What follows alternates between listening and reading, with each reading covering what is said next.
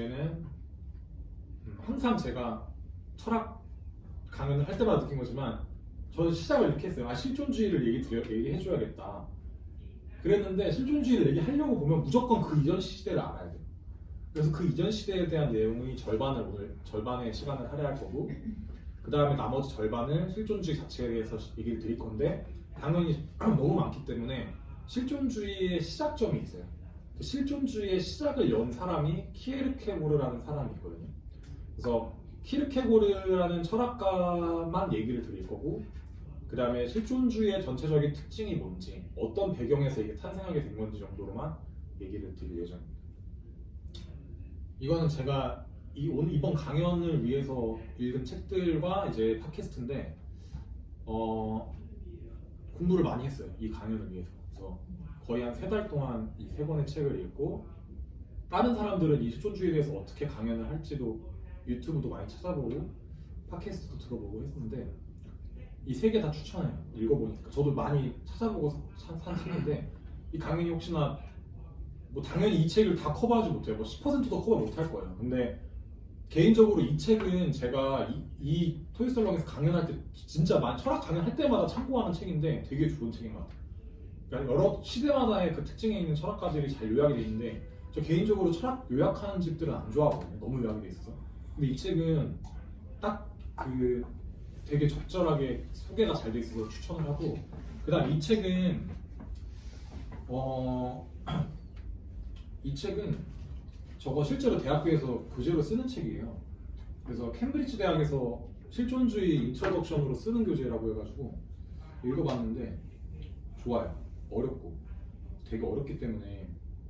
근데 어려운데 이 책이 실제로 그 캠브리지 대학에서 실존주의 철학 입문 서적으로 쓰면서 되게 많이 칭찬을 많이 받았던 책이래요. 그래서 원래 원작자가 거기서 실제로 강의하신 교수님이라서 한번 읽어보세요. 재밌게 잘 썼고, 저 3번째 책은 실존주의가 결국에는 위로가 된다고 말씀드렸는데, 이 어떤 식으로 위로를 받을 수 있는지 약간 수필처럼 써 있어요. 그래서 저것도 되게 좋은 책이기 때문에 뭐 재미를 느끼셨다면 한 번쯤 읽어보면 좋으실 것 같고, 그래서 첫 번째 토론 주제를 바로 말씀드릴게요. 제가 혼자 계속 얘기하면 똑같이 분위기가 흘러가니까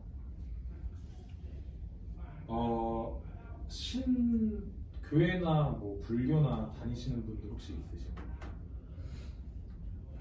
저 교회 다녀요. 불교 두 분밖에 없어요.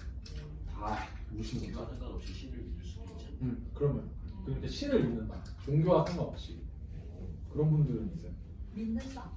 나는 신이 있는 것 같다. 그러면 그냥 신이 없는 것 같다만 일단 손 들어보실래요? 신이 없는 것 같다. 그럼 신이 있는 것 같다. 나머지 다 신이 있는 것 같다는 거잖아요. 그럼 일단은 승만 씨는 기독교 교회를 다니신다고 하니까 그 이유가 있어요? 그러니까 저는 그 신앙심이 깊은 편은 아닌데 신이 없을 확률보다 있을 확률이 좀 더 높다고 생각하거든요.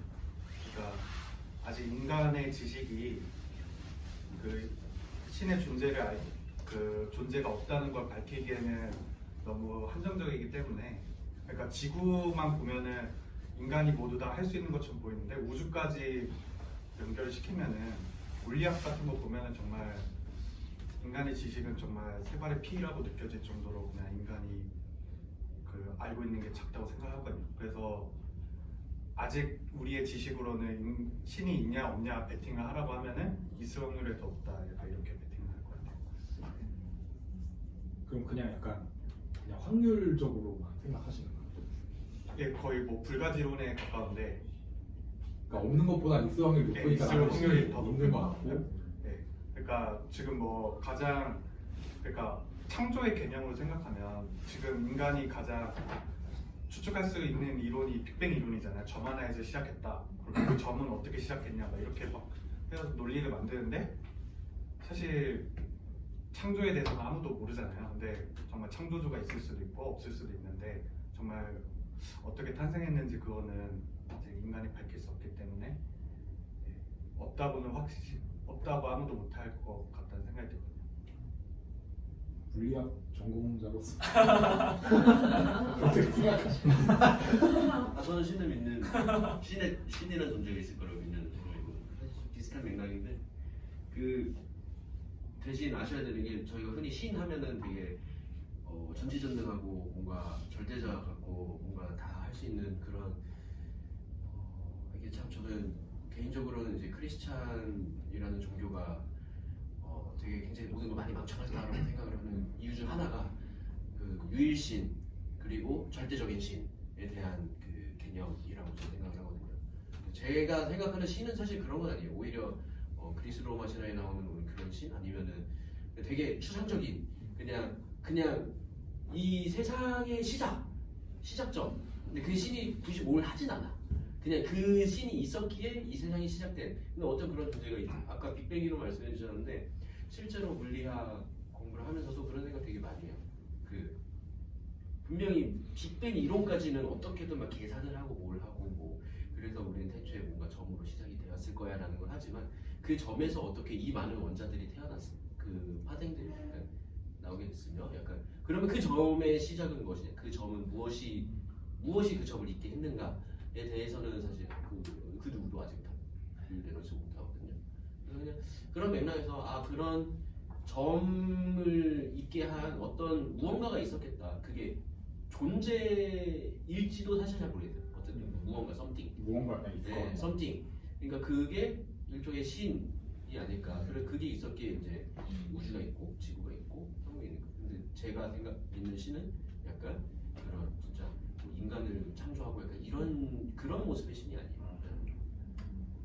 그 승만 씨 의견이 저 딱 이거 정확하게 읽은 적이 있는데 제가 군대에서 유일하게 너무 재미가 없어서 덮은 책이 있는데 유일하게 2년 동안 이제 손자병법이랑 모독 같은 분야 읽었는데 진짜 도저히 재미가 없어서 그 책이 파스칼의 팡세라는 책이 있는데 거기서 파스칼이 똑같은 얘기를 해요. 정말 거의 99% 똑같이 신이 스님 믿느냐고 물었을 때 난 이렇게 답했다 그러면서 신이 있을 확률과 없을 확률이 둘 다 유한이라면 신이 없을 때는 그냥 없는 걸로 끝이지만 이 세상 망나니처럼 살고 가면 끝이지만 신이 있다고 했을 때 자기가 망나니처럼 살았을 때 그 결과는 무한대로 마이너스이기 때문에 나는 신을 믿겠다라고 거의 정확하게 하는데 그렇게 생각하는 사람들이 있었던 것 같아요. 안 믿는 쪽에서는 왜 안 믿으세요?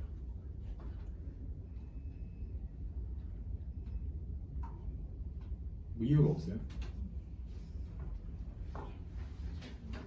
그냥 딱히 모르겠다. 근데 사실 신을 안 믿는 사람 입장에서 항상 무신론자의 입장에서 뭔가 신의 존재를 부정하기가 항상 조심스러운 게 그만큼 신의 존재를 믿는 사람이 또 많기도 하고 그 다음에 사실 잘 모르잖아요. 그래서 조금 항상 조심스러워지는 것 같아요. 근데 약간 그런 거 있잖아요. 예를 들면 믿으라고 했을 때 뭐 어떤 이유로 나는 그냥 안 믿으려고 하는 것들이 있지 않아요? 우선 저는 원래는 이제 종교를 가지는 거에 대해서 그렇게 좋지 않게 생각했었는데 처음에는 근데 그 무신론자를 위한 종교라는 책이 있어요. 알랭드 보통 책인데 그 책을 읽고 생각이 조금 바뀌었거든요. 그런데 저 개인적으로는 신이라는 존재가 되게 인간 중심적으로 사고했을 때 나오는 결과물이라고 생각하거든요. 그래서 신의 존재와는 별개로 그냥 일반적으로 우리가 생각하는 신의 형태가 아까 비슷한 것처럼 그런 대부분의 종교가 가지고 있는 그런 전지전능한 존재는 아닐 만약에 있다면 아닐 거라고 저도 생각을 하고요. 그 다음에 어떤 의식을 가지고 있다고 생각하는 것 자체가 신이라는 존재가 어떤 의식을 가지고 있다고 생각하는 것 자체가 저는 인간 중심적이라고 생각해요. 왜냐하면은 나무 같은 것도 대뇌 같은 이제 고등 감각기관 같은 게 그런 지각기관 같은 게 없잖아요. 그렇기 때문에 단순히 다른 종으로만 봤을 때도 되게 우리는 나무가 무슨 생각을 하고 있을까라고 되게 인간 중심적으로 생각을 하는데 그거보다 더 한 단계 위에 있는 어떤 존재가 의식을 가지고 있다고 생각하는 것 자체가 저는 뭔가 그것도 인간 중심적으로 생각하는 거지 않을까. 예를 들어 우리는 지구가 지금 환경 파괴가 되고 지구가 되게 더러워지고 아파하고 있다고 생각하잖아요. 근데 사실은 그 지구가 아파하고 있다는 생각 자체도 인간 중심적인 거예요. 왜냐면 지구가 아파지면 우리 인간이 못 사니까. 그렇게 생각해 보면은 그럼 지구라는 존재가 존재할 가치가 있는 거는 오롯이 인간 중심적으로 생각했을 때 나오는 그런 사실 지구에 핵폭탄이 떨어지든 뭐 지구가 황폐화되든 사실은 그 위에 있는 존재는 그렇게 별로 관심이 없을 거라고 저는 생각해요. 저는 이런 생각의 근간에 일단은 제가 공학을 전공하면서 조금 좀 이렇게 실용적인 지식을 많이 다루다 보니까 뭔가 더 어떻게 보면 과학 만능주의적일 수 있는데 그렇게 사고를 하게 된 것 같고, 저도 군대에서 책을 읽었을 때 이제 칼 세이건의 코스모스라는 책을 되게 재밌게 읽었는데 그 책을 읽고 나서 이제 조금 다른 존재가 좀 이렇게 신은 아니고 좀 다른 모습을 가진 그냥 다른 존재지 않을까 하고 그냥 생각을 했었어요. 좀 너무 어렵게 설명했는데 저는 개인적인 생각 그렇습니다. 약간 다른가 좀 얘기 한마디 더 하자면 실제로 뭐 아까 과학 얘기를 하셔갖고 근데 물리학자라던가 정말 그 과학도라고 할 수 있는 대표적인 칼 세이건도 그랬는지 모르겠지만 뉴턴이라던가 아인슈타인이라던가 그런 사람들은 전부 다 유신론자였어요. 처음부터 그러니까 태어날 때부터 그냥 그 유신론을 믿어서 유신론자가 된 게 아니라 공부를 하다 보니까 뭔가 여기에는 우리가 알 수 없는 어떤 존재의 개입이 있을 것 같다라는 생각으로 신을 믿게 된 사람들이 그렇게 생각이 안 들 수 있지만 의외로 과학도족이 되게 많다. 저도 비슷한 생각을 했었는데 저 공부를 하면 할수록 그런 걸 느꼈거든요. 그러니까 결국에 식을 만들어낸다는 게 자연의 법칙을 알아낸다는 거거든요. 그러니까 누군가가 만들어 놓은 법칙이 있어요. 그거를 알아낸 사람이 이제 거기다 자기 이름을 붙이는 거예요. 뉴턴의 법칙 이렇게 해가지고 저 뉴턴의 법칙을 사용하는데 그게 정확하지가 않거든요. 계산을 해도 이게 지구 안에서만 어느 정도 근사값으로 나오는 거지 지구 밖에 나가면은 뉴턴의 법칙은 더 이상 사용할 수가 없어요.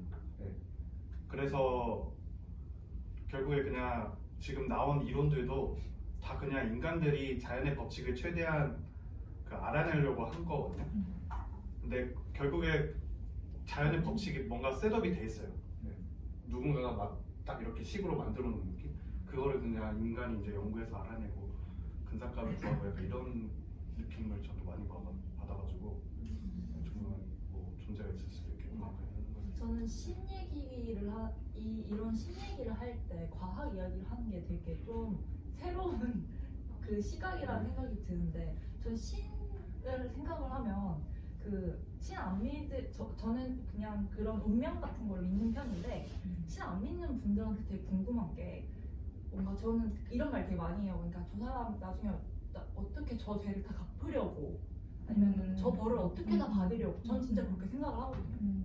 아니 그렇다고 막 제가 교회를 믿거나 그런 건 아닌데 사후세계를 믿는 건 아닌데 저 사람이 저렇게 행동을 해서 앞으로 저걸 어떻게 갚아나가려고 이번 생애라도 이렇게 이야기를 하는데 신을 안 믿는 사람들은 그런 거에 대한 두려움이나 어떤 그런 게 잘 없나요? 제 개인적으로는 일반적으로 어떤 절대자한테 지탄을 받는 것보다 이제 그냥 주변으로부터 지탄을 받을 수 있는 것 때문에 그렇게 행동하는 경향이.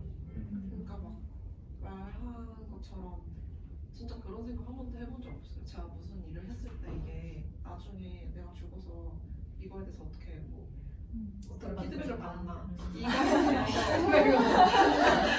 이거 뭔가 좋을 수도 있고 나쁠 수도 있는데 그렇게 받는다는 거에 대한 생각을 한 번도 해본 적이 없고, 그리고 저도 좀 신기한 게 과학 얘기하시면서 얘기를 했잖아요. 근데 저는 저 같은 경우에는 사실 대체로가 아니라 거의 모든 게 다 우연에 의해서 생기는 거고, 그래서 인간의 의지가 중요할 수밖에 없는 게 우연 안에서 어쨌든 내 존재의 의미를 찾으려면 내가 의지를 가지고 뭔가 할 수밖에 없잖아요. 근데 제가 저번 작년에 사주를 봤는데 올해 그런 거 보면 안 돼. 아니 그게 아니고 믿는다는 게 아니고 제가 그 이야기를 듣고 나서 되게 그 우연이랑 의지에 관한 관점이 약간 바뀌었는데 이게 사람이 한 일생에서 뭐 운을 믿든 안 믿든 나한테 닥칠 수 있는 좋은 것들이 있고 나쁜 것들이 있잖아요.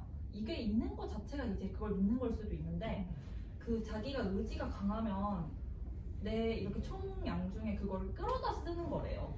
그러니까 내가 노력을 하면 내 의지를 가지고 내가 노력을 하는 만큼 내 앞에 있는 어떤 좋은 기운들을 가져다가 쓰는 거라는 관점을 생각을 하니까 뭔가 이게 나는 그냥 우연을 다 우연 속에서 내가 의지를 가지고 어떤 걸 했을 때 그걸 결과가 좋아지고 안 좋아지고라고 생각을 했는데 아 이게 진짜 저도 사주를 그렇게 믿는 건 아니었는데 아 그게 그런 관점으로 보면 우리가 생각하는 그렇게 나쁜 의미의 운명은 아니구나라는 생각이 들더라고요. 일단은 지금 얘기가 길어지기 때문에 너무 좋아요 지금. 왜냐면 저도 개인적으로 이제 제가 얘기해드릴 것들이 대부분 다 나온 것 같아요. 그 주제들이 있어서 과학 얘기도 있었고 똑같이 뭔가 우연일 수도 있고 한데 이제 제가 이 질문부터 시작한 이유는 신을 믿나요라는 질문을 하게 되면 결국에 저희가 되게 지금 어떻게 보면 다양한 주제로서 이거에 대한 답변이 나오는데 도덕 얘기를 안 할 수도 없고 신이 없는데 우리가 도덕성을 어떻게 갖고 있는 거냐 그리고 누가 나한테 벌을 주지 않는다는 거 예를 들면 저가 혼자 몰래 살이라고 절대 평생 아무도 몰라요. 아무도 난 질타할 수가 없어. 그 상황에서 내가 갖는 도덕적인 뭔가 그런 것들은 그럼 누가 준 거냐 이런 것들도 결국에 이 신이 존재하는 것 때문에 철학이 다시 뜯다고 보면 돼요. 그래서 이 신에서 벗어나려고 하는 철학이 있는 거고 이 신을 증명하려고 하는 철학이 있고 신을 벗어난 상황에서의 인간의 그런 도덕성을 또 분석하려고 하는 철학들이 있고 지금 우리가 얘기했던 것들이 다 수천 년 동안 사람들이 고민을 했던 동일한 주제예요. 그래서 실존주의에서도 뭐 그냥 처음부터 말씀드리면 실존주의는 크게 유신론적 실존주의가 있고 무신론적 실존주의가 있어요. 뭐가 정답인 건 아니지만 오늘은 주로 유신론적 실존주의를 많이 말씀드릴 거고 이거는 이제 근대 철학의 변천사를 먼저 그냥 크게 플로우를 보여드리려고 만든 장표인데 이게 근대 철학의 시작이에요. 합리주의서부터 시작해요. 이 전 단계는 주로 약간 신과 관련된 고민들을 많이 했다고 보시면 되고 그 다음에 뭔가 인간의 존재 자체에 대한 고민도 많이 했지만 저희가 그러니까 근대 철학이라고 하는 것부터는 이제 합리주의 시대에서부터 근대 철학이라고 얘기를 하는데 17세기에서 18세기의 이 합리주의 시대라고 보통 말한다고 해요. 그래서 이때는 이제 주로 이 사람들의 슬로건은 뭐냐면 종교인들을 믿을 수가 없다. 이 전 시대에 있던 수많은 종교 전쟁들, 뭐 십자군 전쟁이라던가 뭐 그런 것들 때문에 이미 종교의 권위가 많이 하락한 상태에서 뭐 르네상스도 왔고 산업혁명도 거치면서 이 종교인들에 대한 권위가 많이 떨어진 거예요. 그래서 이성을 통해서 합리적으로 판단해야 된다는 주장이 커졌고 그렇기 때문에 이성의 기능과 한계를 파악해보자라고 하는 그런 욕구가 생긴 거예요.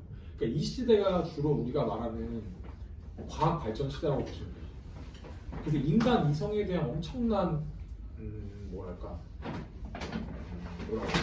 맹신? 그러니까 인간은 정말 위대한 존재고 인간이 다 해낼 수 있어. 이제 데카르트를 설명드릴 거예요. 데카르트와 칸트를 설명드릴 건데 그래서 이 시대는 인간 이성에 대한 맹신으로 과학이 발전하고 그 다음에 그거에 대한 뭔가 사람들이 인간 자체에 대한 믿음이 많이 있었어요. 이 시대로 넘어가면서 이성의 기능 한계 따위는 따져봤자 인간에 대해서는 모르는 거다. 인간을 일반화해서는 안 된다라는 주장이 시작이 돼요. 이 시대는 주로 어떻게 되냐면 인간이란 이런 존재야. 이게 뭔가 퉁쳐서 말하는 게 많아요. 그러니까 인간은 이런 존재이기 때문에 이성이란 이런 거기 때문에 우리가 이렇게 할 수가 있는 거야. 라는 해석법이 많은데 실존주의로 넘어가면서 인간이라는 건 일반화할 수가 없는 존재다라는 주장이 나오고 그 다음에 제가 그 직전에 했던 철학 강의가 저희 제주도 갔다 와서 했던 건데 기억나실지 모르겠지만 이제 비트겐슈타인이 이쪽에 들어가요. 구조주의. 이건 뭐냐면 인간이 주체적인 의지를 지녔다고 했는데 이쪽에서 근데 결국에는 어떤 특정한 구조에 지배받고 있다. 그러니까 인간이라는 거는 이쪽에서는 되게 자유로운 존재라고 표현을 하는데 여기서는 결국에는 자유롭지 않고 어떤 구조에 지배당하고 있다. 그래서 뭐 그때 했던 이제 비트겐슈타인 같은 경우는 언어의 강조를 많이 했죠. 결국에 언어 때문에 제한을 받는 거다. 인간의 사고 자체가. 그다음에 후기구조주의. 이게 결국에 포스트 모더니즘 쪽으로도 넘어가는 것들인데 오늘은 이제 이 두 개를 설명을 드리는 거예요. 그래서 합리주의 시대부터 이제 설명을 드릴게요. 합리주의 시대에는 크게 합리론이랑 경험론으로 나뉘어요. 이제 합리론이 있고 경험론이 있는데 이 합리론은 이게 항상 충돌을 하는 시대라고 보시면 돼요. 경험론을 뭐 들어보신 분들이 많을 텐데 합리론은 뭐냐면 자세히 나중에 설명드리겠지만 간단히 먼저 보면은 아까 약간 비슷하게 다 언급이 된 것 같아요. 그러니까 세계에는 일정한 법칙이 있다는 거예요. 이 물리 법칙이든 뭐든 간에 물리 법칙, 기하 공식 같은 어떤 법칙이 이미 있어요. 근데 인간의 이성을 통해서 연역적 방식으로 그거를 알아낼 수 있다는 주의예요. 그래서 세계는 물리 법칙, 기하 공식으로 당연히 구성이 돼 있지만 원래 애초에 무언가가 이런 룰이 있었다.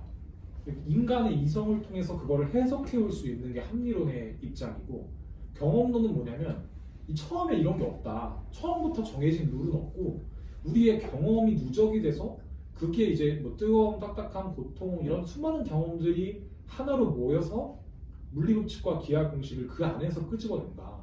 약간 비슷할 수 있는데 이게 이제 연역법과 귀납법의 충돌이라고 해요. 또. 그래서 이제 합리론의 가장 대표적인 철학가가 데카르트. 데카르트도 결국에 합리주의의 이제 시작을 알린 근대 철학의 아버지라고 표현을 하더라고요. 그다음 경험론 같은 경우는 슌이라는 대표적인 철학자가 있는데 오늘 경험론은 얘기를 안 드릴게요. 그 다음에 이제 이거 철학과 전공하는 사람들한테는 칸트가 되게 위대한 철학가로 많이 그러니까 흔하게 말하면 이제 뭐 진짜 탑 오브 탑 철학가를 너 베스트 철학가도 뭐라고 생각하면 주로 칸트를 얘기한다고 해요. 칸트는 이 합리론과 경험론을 융합시킨 철학가예요. 그래서 합리주의 시대와 실존주의 철학의 시대에 그 경계선에 있는 철학가고 뭐 되게 다양한 이유로 뭐 위대하다고 칭송을 많이 받는 것 같아요. 근데 이제 이 어려운 철학을 두 개를 융합을 한 철학가다 칸트다. 그래서 오늘은 데카르트와 칸트를 실존주의 그 이전의 시대로서 한번 간략하게 설명을 드릴 거예요. 데카르트부터 말씀을 드릴 건데 지금 여기는 제가 그냥 큰 뭐랄까 이제 그냥 주제들만 이렇게 적어놓은 거고 사실 이거는 제가 그냥 말로 설명드릴 수밖에 없어서 뭐 지겹겠지만 들어주세요. 흔하게 들었던 것 중에 이 표현을 많이 적혀보실 것 같아요. 나는 생각한다, 고로 존재한다. 이게 데카르트가 말한 이제 표현인데 이 사람은 이제 인간의 이성을 맹신하는 시대에 살았고요. 인간의 이성을 맹신하다 보니까 이 맹신하는 좀 부정적인 뉘앙스는 있지만 우리가 정말로 이성에 기대도 되는가라는 퀘스천이 당연히 생기는 거예요. 그리고 그러면 그 이성의 한계는 없냐? 그래서 그거를 분석한 철학가예요. 그래서 말했지만 이제 인간 이성이 워낙 중요한 시대다 보니까 이성을 파헤치려고 했던 거고 결국 그런 이제 흐름 속에서 나는 생각한다, 존재한다라는 이제 그런 얘기가 나오는 거고 결론적으로 신의 존재 증명으로 이 사람이 또 유명해요. 이런 인간의 이성을 통해서 신의 존재를 증명해낸 철학가예요. 그래서 제가 지금부터 이제 얘기해드리는 것 중에 논리적인 흐름이 끊길 수도 있는데 이 사람이 어떻게 신의 존재를 증명했는지를 들어보시면 재밌을 수도 있고 그래서 이 데카르트의 철학에 가장 쉬운 예시로 많이 드는 게 카메라예요. 우리가 사진이랑 혹은 영화 이런 그런 것들을 매체를 통해서 뭔가 나온 것들을 보면은 그게 정말 진실성 있는 사진이냐라는 얘기들을 할 때가 있는데 우리가 딱 어떤 예를 들면 전쟁터에 한 사진을 딱 포착했어요. 그걸 걸어요. 근데 그럼 저게 정말로 그 전쟁터의 한 장면을 포착한 사진이 맞느냐라는 거 갖고 논란이 있을 수 있어요. 왜냐면 그건 그냥 그 작가에 통해서 찍은 사진인 거니까. 근데 이 데카르트는 어떻게 얘기하냐면 그 사진을 보고 그 사진이 정말 그 상황을 포착한 게 맞냐? 그 사진은 정말 진실로 그 상황을 잘 묘사하는 거냐?를 토론하기 전에 그 사진기가 제대로 된 사진기냐를 먼저 얘기해야 된다는 거죠. 그 사진기의 특성은 뭐고 그 사진기가 찍을 수 없는 건 뭐고 그런 것부터 우리가 먼저 얘기를 해야지 이미 찍어놓은 사진 갖고 그게 진실된 사진이냐를 얘기하는 건 잘못된 생각이라고 이 사람은 얘기를 해요. 그래서 이 사람은 그 사진기에 대한 분석을 하려고 했고 그게 이제 이 사람의 이성이에요. 인간의 이성을 먼저 분석하자. 그게 올바른 게 증명이 돼야 그 이성으로부터 나온 모든 그런 학문들이 인정을 받을 수 있는 거다라는 논리로 이 사람이 펼치는 거고 그래서 이 사람은 절대로 의심할 수 없는 걸 찾으려고 했어요. 우리 이성을 통해서 절대로 의심할 수 없는 게 뭔가가 있을 거다. 근데 그것만 찾아내면 우리 인간 이성을 통해서 절대로 의심할 수 없는 걸 찾았다는 것 자체가 우리 인간 이성을 믿을 수 있다라는 걸로 봐요. 이 사람. 그렇기 때문에 그 인간 이성이 결국에는 뭐랄까 근거를 갖게 되는 거죠. 이걸 우리가 믿어도 된다라는 거. 이제 그런 논리로 가고 이제 데카르트의 철학을 간략하게 말씀드릴게요. 후로. 이거는 저도 외울 수가 없기 때문에 그냥 말씀을 드리면 잘 기억을 하실지 모르겠는데 첫 번째 이건 이제 이 사람의 철학은 어떻게 보면 쉬우면서 재밌는 게 1번, 2번, 3번으로 이렇게 논리를 넘어가요. 이 논리를 넘어가면서 그러므로 신은 존재한다고 끝나는데 이 논리에서 허점이 뭔지 한번 들어보세요. 첫 번째, 인간의 모든 일단은 이 사람은 인간의 이 이성 자체를 의심하면서 시작했어요. 일단 이거는 틀린 거다라고 가정하면서부터 시작을 하는 거예요. 그러니까 이제 저희가 증명하는 방식 중에 하나인 건데 첫 번째, 인간의 모든 인식이 의심스럽다는 생각부터 했어요. 일단 의심스럽지 않으려고 하는 걸 찾아내기 위해서 인간의 인식 모든 것이 의심스럽다는 것을 시작합니다. 그러나 이 사람이 바로 생각하는 게 뭐냐면 내가 지금 의심하고 있다라는 그 사실 자체는 결코 의심할 수 없어요. 그게 두 번째. 1단계에서 2단계로 넘어가 주셔야 돼요. 지금 이게 11단계까지 가야 돼요. 지금 생각. 1단계부터 막혔나? 자, 천천히. 인간의 모든 이성과 인식이 의심스럽다. 근데 내가 그걸 의심한다라는 생각 자체는 의심할 수가 없어요. 2단계. 거기까지는 따라오죠. 모든 게 참인가요? 그러니까 의심한다라는 걸 의심해버리는 순간 나도 의심한다라는 게 맞잖아요. 그러니까 의심한다라는 그 사실 자체는 의심할 수가 없어요. 거기까지는 동의하죠. 근데 그러니까 의심한다 세 번째는 제가 이미 말씀드린 건데 의심하는 나를 의심한다고 말해도 의심한다라는 사실만은 확고하다. 그렇기 때문에 인간은 거기까지 똑같죠.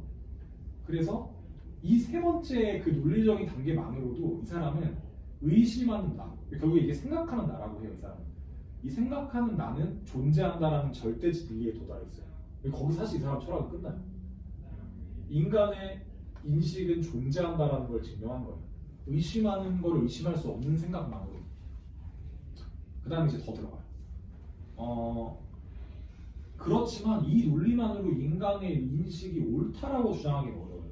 그래 인간의 인식이 있는 건 알겠어. 그 존재하는 건 동의하는데 그게 옳은 건 아닐 수 있다라는 거.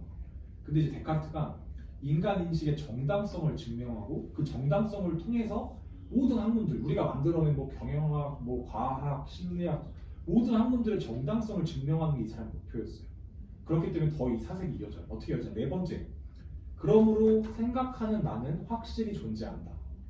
여기까지 따라오겠죠. 그러니까 다섯 번째, 여기서 약간 이 사람이 좀 핀트가 이상해지는데 이 사람이 비판하는 부분 중에 하나이긴 하지만 계속 들어주세요. 그 나는 확실히 존재한다. 그리고 그런 생각하는 나는 신이라는 존재를 인식한다. 이게 다섯 번째 단계예요. 약간 다른 내용이 들어가죠. 그러니까 다시 생각하는 나를 존재하는 것까지는 오케이. 근데 그 생각하는 나는 신이라는 존재를 인식한다. 그런데 여섯 번째 단계예요. 그런데 신은 완전하고 무한한 존재이며 나는 반대로 불완전하고 유한한 존재다.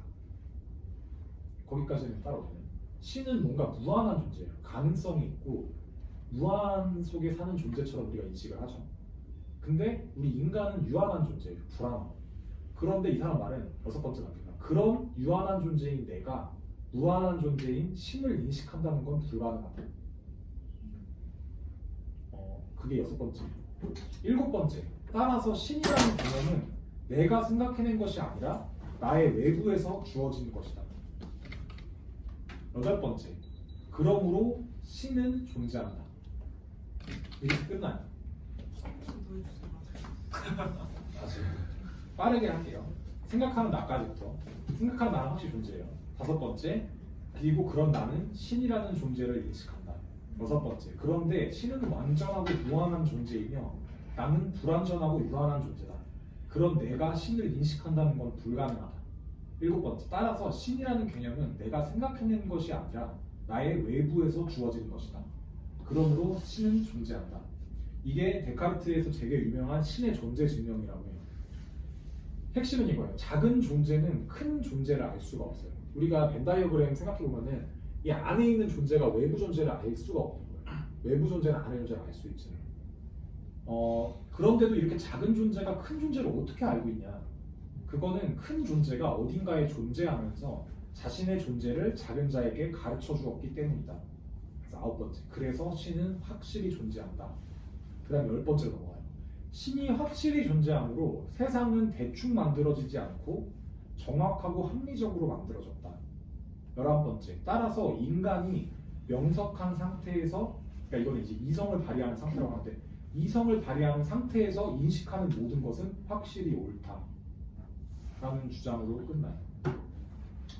공감이 되시나요? 좀 이상하죠, 좀.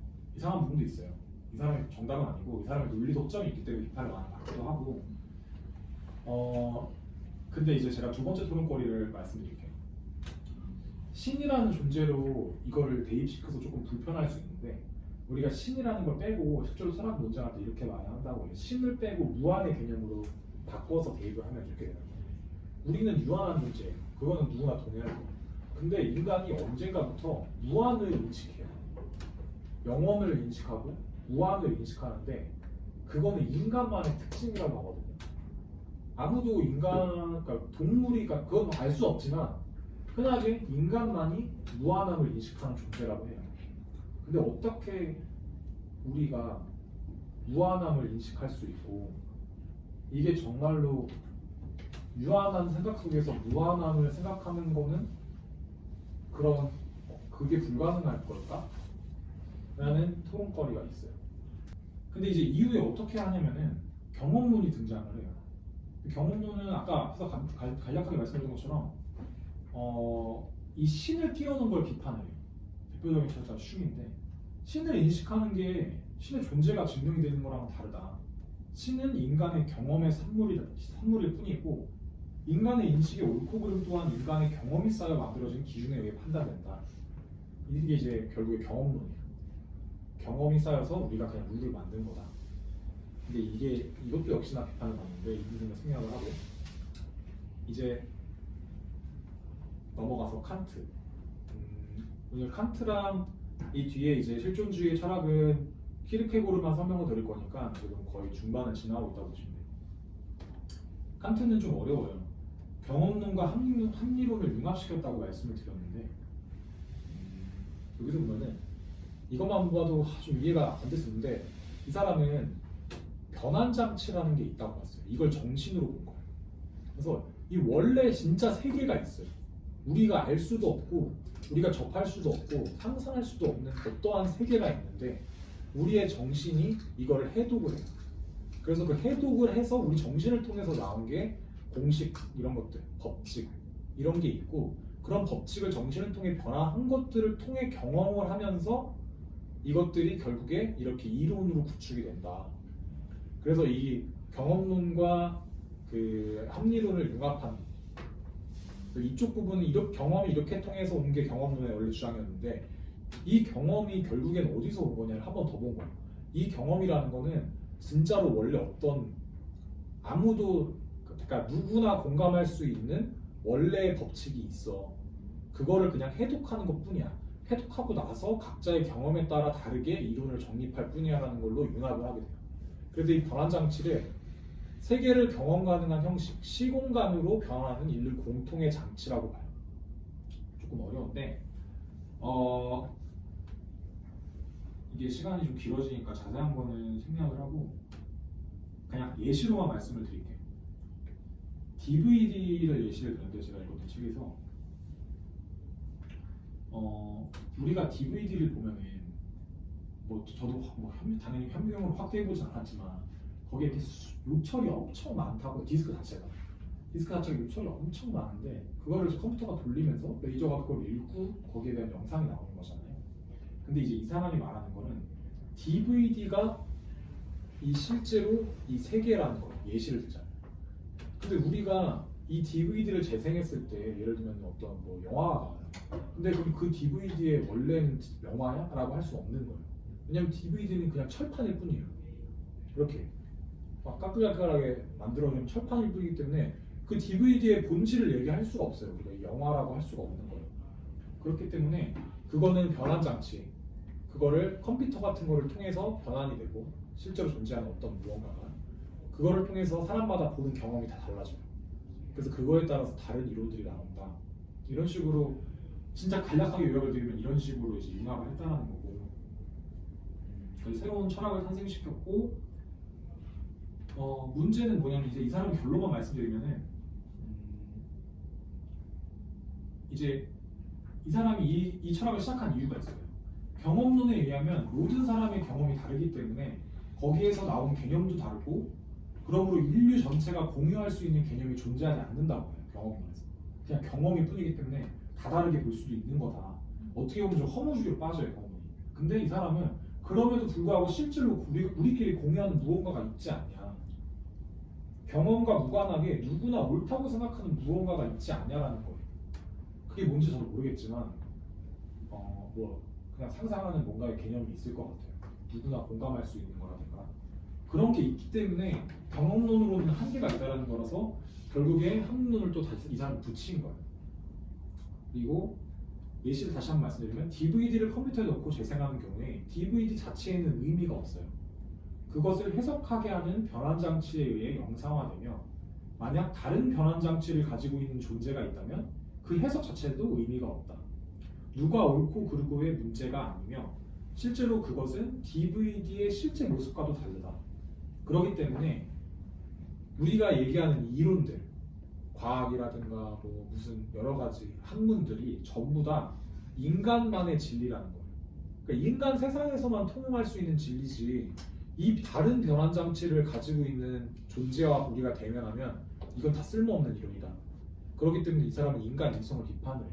그래서 이 사람이 나온 철학 중에 대표적인 게 순수 이성 비판이라는 게 있는데, 그게 이제 인간 이성의 한계점을 비판하는 거거든요. 근데 아까 데카르트를 보면은 인간 이성을 결국에는 이제 근거를 찾은 거예요. 그 사람은 우리가 인간 이성에 기대도 되는 근거를 찾았다면 이 사람은 인간 이성은 개소리다. 인간 이성은 우리 세상 안에서만 통용될 뿐이지 다른 변환 장치를 갖고 있는 그 사람들과 대면하면 전혀 다른 이론이 나올 거기 때문에 인간 이성을 믿을 수가 없다. 그러고 그 이전에 진짜 세계는 존재한다. 존재하지만 우리는 이거에 근접할 수도 없다고 말해요. 이 사람. 왜냐면은 이 세계 자체를 설명할 수 있는 변환 장치가 수없이 많을 수 있기 때문에 우리는 이걸로 역으로 이렇게 이걸 이해할 수가 없어요. 그러니까 진정한 진리를 찾을 수가 없다라는 게 이 사람의 얘기. 이제 드디어 실존주의로 가는데, 우리는 스스로 결단함으로써 본질을 바꿀 수 있는 능력이 있어요. 이게 실존주의의 첫 번째 이제 생각이에요. 우리가 이제 배경을 먼저 말씀드릴 텐데, 세계대전 이후에 허무감에 빠져요.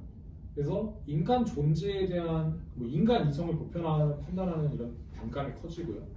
인간 존재에 대한 허무감을 극복하기 위해 실존주의가 탄생을 하고, 실존에 대한 관심이 키르케고르라는 사람에서부터 시작이 돼요. 이거를 좀 그냥 간략하게 다시 먼저 요약을 드리면, 이런 슬로건이에요. 그러니까 이성의 기능과 한계 따위를 따져봤자 인간에 대해서는 하나도 모르는 거다. 인간은 기계가 아니고 인간을 일반화해서 생각하면 안 되고, 인간은 자유롭고 주체적인 의지를 지닌 현실 존재라는 전제하에서 생각을 해야 한다. 실존주의의 철학을 말씀드릴 건데, 실존주의 철학의 특징이 있어요. 이거는 제가 책에서 좀 발췌한 건데 설명드리면, 일단 실존주의 철학이라는 게 좀 구분짓기 어렵대요. 원래 다른 철학에 비해서. 그 이유가 뭐냐면, 첫 번째로는 이 실존주의자라고 하는 사람들이 초창기에는 자기를 실존주의라고 표현 안 했어요. 실존주의라는 말 자체도 없었고, 키르케고르는 실존주의의 아버지라고 후대에 평하는 것 뿐이지 본인은 실존주의라는 말을 쓰질 않았어요. 그런 것도 있고, 거기다가 이 사람들이 책을 막 중구난방 써요. 중구난방 쓰고 표현하는 게 되게 은유적이에요. 그렇기 때문에 철학적으로 관심을 갖는 주제들이 여러 저서에 분산되어 주장되고 있어서 어떤 한 명의 실존주의자의 체계도 파악하기가 어렵대요. 그리고 두 번째는, 실존주의 철학자들은 저마다 서로 다른 기술 방법을 사용하고 있어서 해석하는 데 어려움이 있고, 세 번째는 이게 논리적으로 표현이 안 돼요. 아까 제가 데카르트를 말씀드렸더니 데카르트는 1번 이렇게 논리적으로 두 번째 넘어가고 세 번째 이렇게 가는데, 이 사람들이 그렇게 안 하고 막 다 되게 막 소설 같아 표현들이. 그렇기 때문에 실존주의 철학과 실존주의 문학의 경계선이 애매모호한 건데 되게 문학적으로 표현을 많이 해요. 그렇기 때문에 좀 어려운 점이 있다고 하고 그렇지만 이제 제가 읽었던 그 아까 레퍼런스에 보셨을 때 두 번째 있는 실존주의라는 책이 있는데 이제 대학교에서 쓴다는 책인데 그 책에서는 실존주의 철학이랑 실존주의의 문학을 완전히 구분해요. 이걸 같이 본다고 하면 실존주의가 되게 비판받을 수 있는 부분이 많기 때문에 실존주의 철학을 되게 좋아하는 사람들은 이것도 시대의 정말로 하나의 흐름이다라고 봐야 되기 때문에 이거의 특징을 먼저 찾고 실존주의 문학과 실존주의 철학을 철저히 구분을 하는 것부터 시작을 하는데 실존주의 철학은 이 사람이 말하는 거는 철학사의 한 자리를 차지하고 있는 독자적인 자격과 위치를 갖춘 철학 사상으로 보며 실존주의 철학 활동이 일정한 공통 관심, 공통 조상, 공통 전제 가정을 갖고 있다고 본다. 그래서 실존주의 철학은 1940년대와 50년대에 활발하게 활동되었던 일종의 철학 활동을 총괄적으로 표현하는 표현이에요. 그래서 이 사람들을 하나로 묶는 공통 관심이 뭐냐면 인간의 자유예요. 이 사람들이 인간의 자유에 대해서 얘기를 했고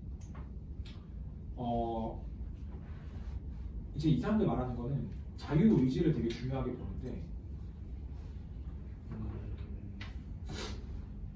그래서 이제 세계에 관심을 기울인다는 것 자체가 인간한테 관심을 갖는 거고 그리고 인간이 자유 의지를 갖고 있기 때문에 선택의 자유가 주어지고 선택의 자유가 가져오는 결과가 뭔지 그 결과는 어떻게 평가되어야 하는지 이런 것들이 핵심적인 관심사라고 해요. 그 다음에 이제 물론 이제 인간의 자유에 관심을 갖는 과거의 철학가들도 많았는데 이게 어떻게 실존주의 철학과 구분이 되냐라고 하면은 이 사람들의 가장 큰 특징인 게 뭐냐면 사명의식이 있어요. 그 사명의식이 뭐냐면 이 실존주의 철학에 접한 사람들을 무조건 바꾸려고 해요. 그러니까 너희가 지금까지 생각해온 세계관이라든가 사고는 진짜 틀린 거야. 그러니까 그 세상에서 빨리 나와. 그리고 너의 생각을 빨리 고쳐먹어. 라는 교육적인 내용이 들어가요. 그래서 이 철학을 다른 말로 거의 실천 철학이라고도 봐지는데 이게 실존주의 철학이 과거의 철학과 가장 크게 구분짓는 부분이라고 해요. 그러니까 이 철학가들은 이 자기의 철학을 접한 사람들을 무조건 바꾸려고 하는 노력이 있어요. 그전 철학가들은 그냥 혼자 사고하고 끝나요. 인간이란 이런 존재다. 이렇게 끝나는데 이 사람들은 이런 거니까 너도 빨리 이렇게 바뀌어야 돼. 넌 지금 고통받고 있어. 그러니까 이 고통을 벗어나려고 노력해야 돼.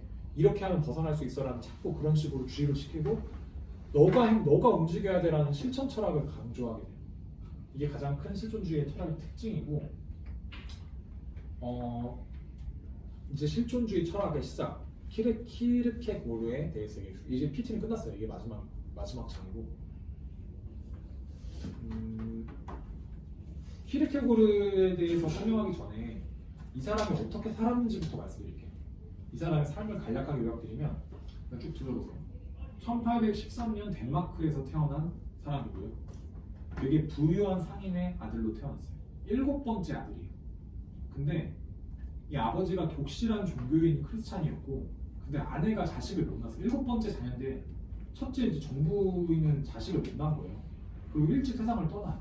그 당시 시대는 재혼이 금지되어 있었는데 자기 집 하녀랑 재혼을 해요. 그래서 아들을 낳고 계속 나가지고 7번째 막내가 태어났는데 위에 형제, 누나, 누이들이 다 죽어버려요, 빨리. 그래서 이게 약간 불행한 삶을 살게 되고 이 사람은 아버지를 이 사람은 아버지가 그 때문에 신을 엄청 원망했다고 해요. 그러니까 되게 독실한 크리스찬이었는데 신에 대한 원망도 했고 그 다음에 재혼, 당시에 금기되어 있었던 재혼을 함으로써 나중에 이 아버지가 엄청 이제 죄책감에 시달려요. 그러니까 자기가 감히 내가 신을 원망했다라는 죄책감, 그다음에 그 규정을 자기가 이제 깼다라는 그 죄책감 때문에 평생 죄책감에 시달려서 그거를 키르케고르한테 주입을 시켜요. 그래서 도덕성, 그다음 논리적인 사고 이런 것들을 엄청 강조를 했고, 그다음에 불행한 그런 감정들을 그대로 키르케고르가 아버지로부터 받게 됐다고 해요. 그래서 아버지가 좀 일찍 돌아가셔요. 그래서 키르케고르는 젊은 나이에 이제 아버지한테 물려받은 재산을 다 탕진하고 막 살아요. 근데 이제 이 사람이 30살 때쯤에 10살이나 20살 후반 때쯤에 당시 17살인 어떤 여자와 이제 그 약혼을 하게 되는데 엄청 쫓아났다고 해요. 10살 차이 나니까 이제 싫었을 거 아니에요, 그 여자도. 그러니까 이제 엄청 쫓아다니는데 결국에는 이제 구애를 받고 약혼을 하게 돼요. 근데 1년 만에 파혼을 해요. 레기네라는 여자인데 이 레기네와의 파혼이 이 사람의 철학을 만드는 데 가장 큰 영향을 끼쳤다고 해요. 그래서 파혼 이유를 정확하게 알려져 있지는 않은데 이 사람이 되게 불안한, 아버지로부터 울려던 불안한 그런 사고가 영향을 끼쳤을 거라고 보기도 하고, 근데 되게 특이한 건 뭐냐면 이 사람이 30살에 1년 만에 이제 파혼을 하는데 죽을 때까지 재혼을 안 해. 재혼을 안 하고 평생 레기네한테 편지를 써요. 그립다, 사랑한다 이런 편지를 계속 보내고 나중에 죽고 나서 레기네한테 유서를 쓰면서 자기 전 재산을 레기네한테 바친다라는 유서도 쓰고, 심지어 레기네도 죽어서 이 사람 근처에 붙여요. 근데 이 둘 간의 관계에 대해서 정확하게 알려진 건 없다고 하는데 어떤 이유로 헤어졌는지 모르겠지만 되게 비극적인 사랑을 한 커플이 아니었을까라는 생각이 드는 거고, 레기네는 심지어 자기 그러니까 재혼이 아니고 그때 약혼했으니까 결혼을 하는데 자기 원래 원남편 말고 이 키에르크 고르 무덤 옆에 묻어달라는 유언을 남겼다고 해요. 그 정도로 이제 조금 애틋한 관계였고 이 관계에 이 사람의 철학이 많이 놓아져 있다는 얘기도 많이 한다고 하고, 그 다음에 이제 이 사람이 나중에 후대에는 되게 그 당시에 교회를 많이 비판하거든요. 그렇기 때문에 교회 핍박을 엄청 받아요. 그래서 심지어 이 사람이 되게 집필한 책들이 많은데 이 사람의 이름으로 집필한 책이 별로 없대요. 다 필명을 써서 가명을 써가지고 누가 썼는지 모르게 집필을 했고, 그렇기 때문에 이 사람은 유명하지 않았어요 그 시대에. 그런 역사가 있었고, 그 다음 이 사람이 이제 42세에 또 빨리 죽어요. 근데 이 사람이 항상 습관적으로 했던 얘기가 자기도 빨리 죽을 거다라는 얘기를 했다고 해요. 자기 형제 자매들 아버지도 다 일찍 죽었기 때문에 자기도 그 운명에서 벗어날 수 없다는 그런 강박관념에 갇혀 있었다고 하고, 그래서 어쨌든 이 사람은 되게 부정적인 사람이었다고 해요. 그래서 인간이란 되게 불안한 존재고 가엾은 존재고 절망에 빠져있는 존재다 이런 생각을 갖고 있었다고 하고, 그래서 어쨌든 이제 아버지의 그늘에서 벗어나려고 막 살면 망나니처럼 살다가 또 자기 생각을 좀 고쳐먹어가지고 되게 엄격하고 보편적인 도덕 원리에 충실하게 살았다고 해요. 근데 그 안에서도 자기가 잘못 살았다는 판단이 들어서 나중에는 이 사람이 이제 더 고차원적인 성숙해져가는 관계로 넘어가는데 이 사람이 인간이 성숙해져가는 단계가 있다고 말을 했어요. 3단계가 있는데 첫 번째 단계는 심미적 단계라고 해요. 막 사는 단계. 내가 좋아하는 거 다 누리고 내가 하고 싶은 대로 사는 게 심미적 단계가 1단계고, 거기서 한 번 더 성숙해지면 윤리적 단계에 넘어간다고 말을 해요. 윤리적인 엄격한 잣대, 도덕적으로 살아가는 게 2번째 성숙한 단계고, 마지막 3번째 단계가 신앙의 단계라고 해요. 그래서 제가 첫 번째 신에 대한 존재를 여쭤봤던 것도 사실 이 부분에 대해서인데, 이 사람은 되게 독실한 기독교인이고, 그리고 그 당시에 썩은 교회를 엄청 비판을 했어요. 그래서 이 사람이 말하는 마지막 인간의 성숙 3단계가 신앙의 단계인데 왜 그런 얘기를 했는지를 이제 말씀을 드릴게요. 시간이 없으니까 좀 쭉 넘어가면 이제 이 삶을 얘기해 드렸고 그의 철학에 대해서 말씀을 드리면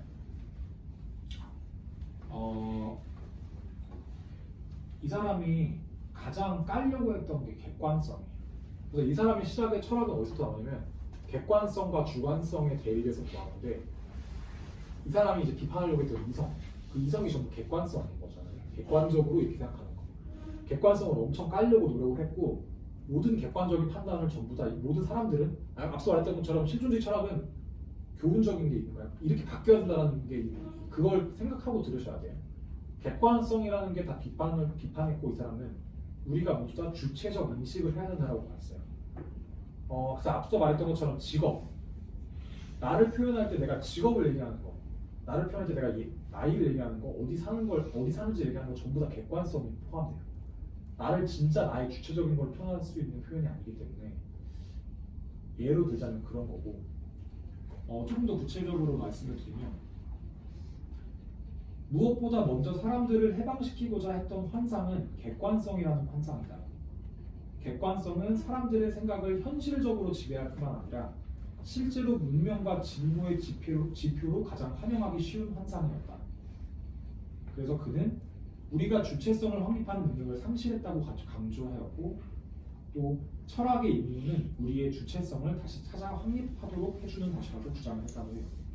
이게 실존주의 철학의 특징. 그러니까 이 사람은 실존주의 아버지라고 하는 거예요. 이 사람의 주장 자체가 인간의 내면이라든가 인간 자체에 관심을 가졌고 그렇게 해야 된다라고 하는 목적의식에 뚜렷했기 때문에 실존주의다라고 봐는 거고.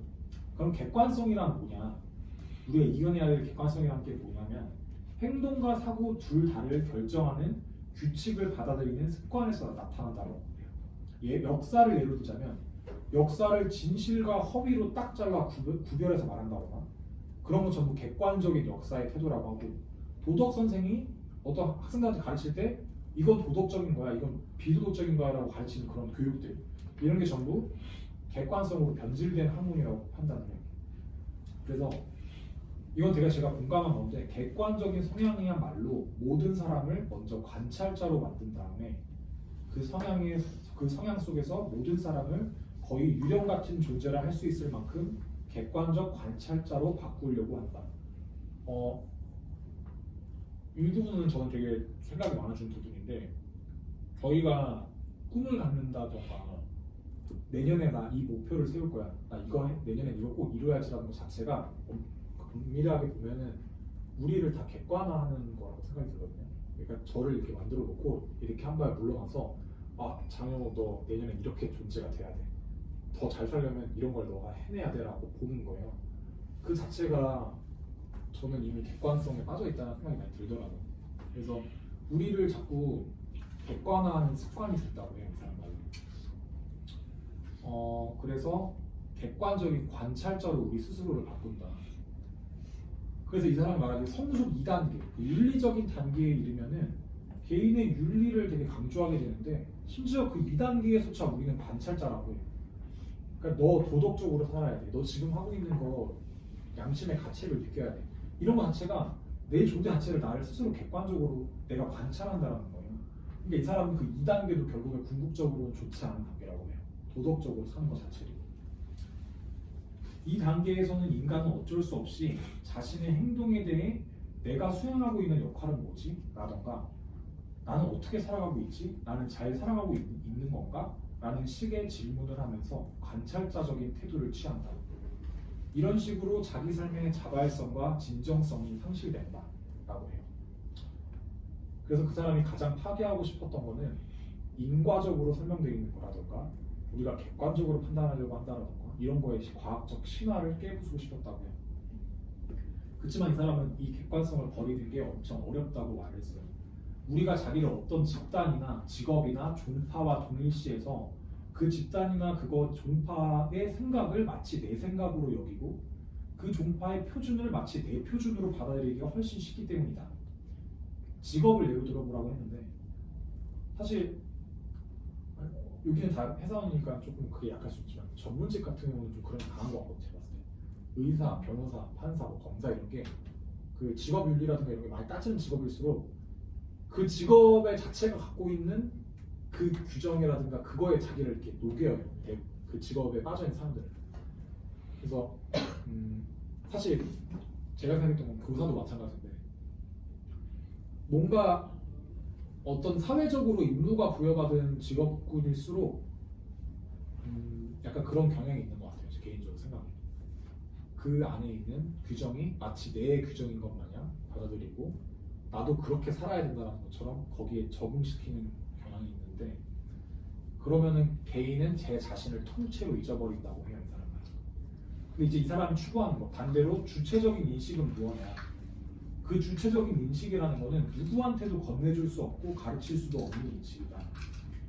그리고 되게 애매모호하죠. 제가 지금 말하는 게. 근데 이 사람 말은 이게 추상적인 인식이 아니라 정말로 구체적인 인식이라고 해요. 주체적인 인식.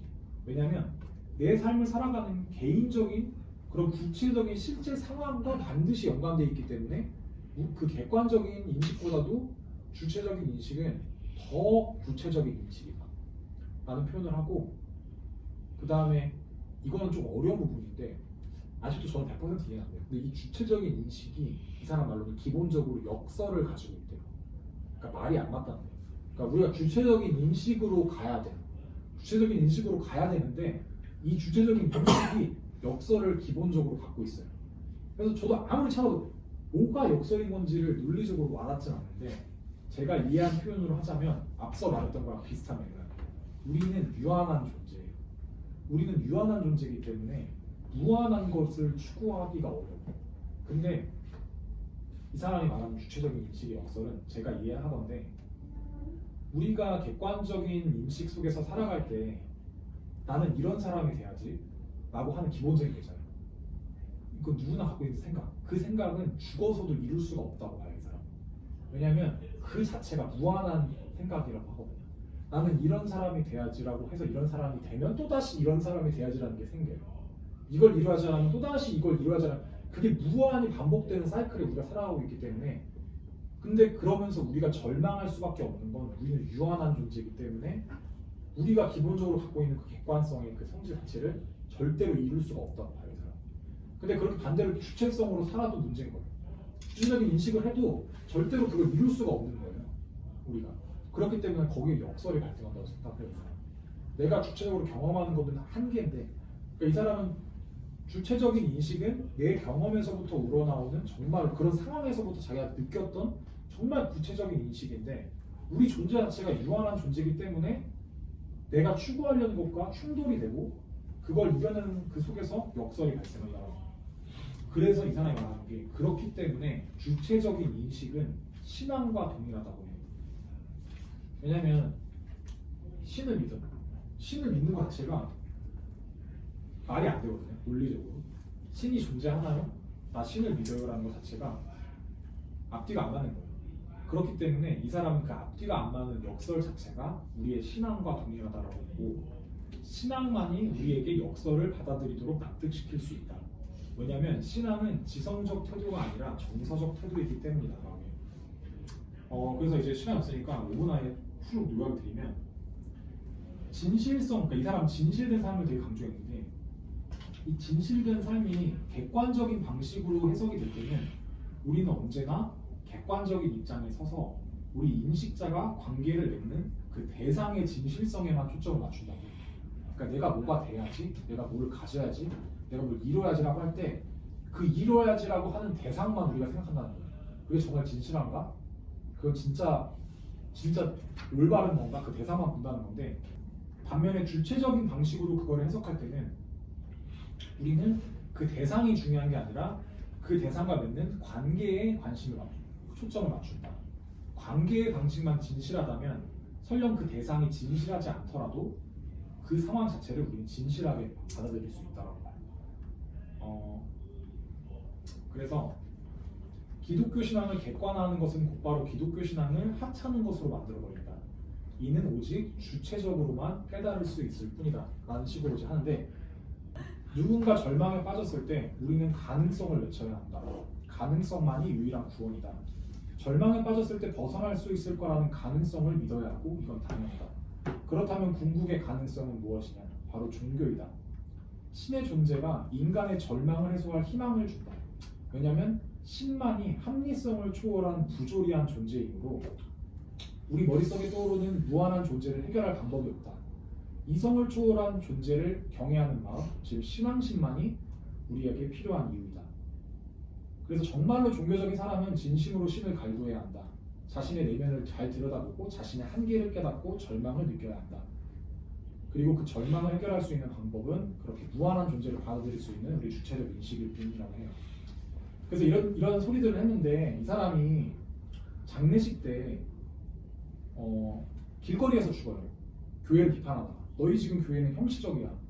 진짜 교인으로 돌아가야 돼. 신앙심으로 돌아가야 돼 하다가 길거리에서 죽어요. 근데 교회가 이 사람을 엄청 핍박했는데 이 사람이 되게 독실한 크리스찬이었다라고 포장을 하는 거예요. 교회가. 자기들이 되게 너그러워 보이라고. 그래서 어떤 허름한 교회로 그 사람의 시신을 끌고 와서 장례식을 허름하게 치러요.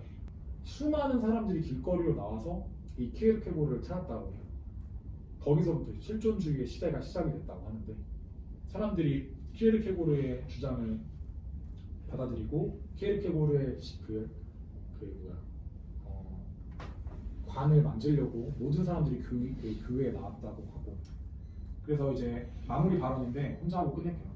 실존주의 문학들을 보시면 제가 지금 어렵게 설명한 것들이 되게 쉽게 풀어져 있는 것들이 많기 때문에 좀 흥미가 있으셨다면 실존주의 문학부터 좀 접할 수 있는 기회가 됐으면 좋겠습니다. 네, 이상입니다.